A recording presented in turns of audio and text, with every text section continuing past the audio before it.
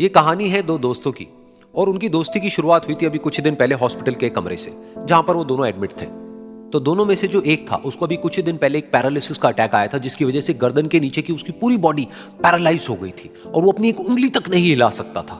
और पूरे दिन जो भी नर्स उसके पास में आती वो उसको एक ही बात कहता कि मुझे कोई ऐसा इंजेक्शन दे दो जिससे कि मैं मर जाऊं, अब मैं और जीना नहीं चाहता, ऐसी जिंदगी का मैं क्या करूं। तो उसका जो दोस्त था उस कमरे में, क्योंकि वो चल फिर सकता था, तो रोज सुबह और रोज शाम को उस कमरे में एक खिड़की थी, उसके पास में जाकर के खड़ा हो जाता और अपने दोस्त को बताता कि उस खिड़की के बाहर क्या चल रहा है। बिल्कुल नीला आसमान है, सफेद बादल है, हल्की हल्की हवा चल रही है और कुछ पंछी उड़ रहे हैं।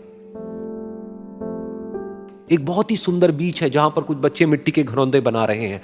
कुछ लोग हैं जो वहां पर बैठे हुए बस समुद्र की लहरों को देख रहे हैं। कुछ लोग जॉगिंग कर रहे हैं, कोई एक्सरसाइज कर रहा है, कोई पतंग उड़ा रहा है।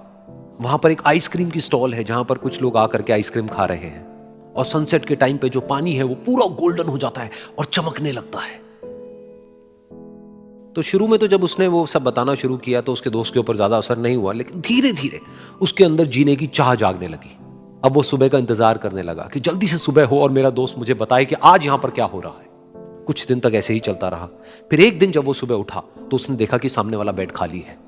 फिर उसने नर्स को बुलाया और उससे पूछा कि क्या वो डिस्चार्ज हो गया है। तो नर्स ने कहा कि आपको तो उन्होंने बताया होगा, उनके पास कुछ ही दिन बाकी थे और कल रात को ही उनकी डेथ हो गई है। ये सुन करके उसके अंदर की उम्मीद पूरी तरह से टूट गई, क्योंकि सिर्फ उसका दोस्त ही था जिसने उसको बाहर की दुनिया से जोड़ा हुआ था, जिसकी वजह से वो जान पाता था कि बाहर क्या हो रहा है और ये दुनिया कितनी खूबसूरत है।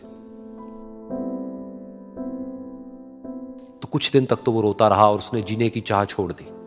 लेकिन दूसरी ही तरफ से उसके अंदर कहीं ना कहीं एक नई चाह पैदा हुई कि काश मरने से पहले एक बार मैं खुद अपनी आंखों से देखूं इस खिड़की के बाहर कि दुनिया कैसी है। जैसे जैसे उसकी ये चाह बढ़ने लगी, उसको अपने अंदर एक अजीब सी एनर्जी महसूस होने लगी। और फिर एक दिन उसने अपनी पूरी ताकत लगा दी और किसी तरीके से वो बेड से नीचे गिरा और पकड़ पकड़ करके किसी तरह से उस खिड़की तक पहुंचा।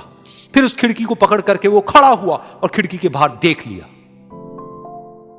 लेकिन खिड़की के बाहर देखते ही वो गुस्से से भर गया।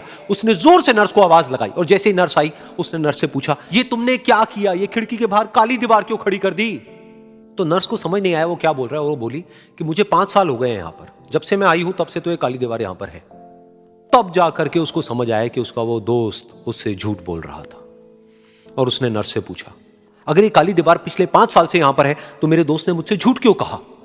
तो नर्स थोड़ा सा मुस्कुराई और बोली कि मैं ये तो नहीं जानती कि उन्होंने आपसे झूठ क्यों कहा, लेकिन मैं इतना जरूर जानती हूं कि जो भी कुछ उन्होंने आपसे कहा उसी वजह से आप अभी अपने पैरों पर खड़े हैं।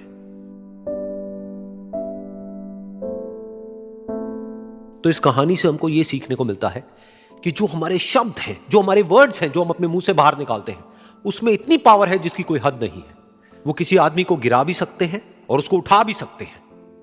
तो अब आपके ऊपर है कि आप अपनी इस पावर को यूज करते हो या मिस यूज करते हो।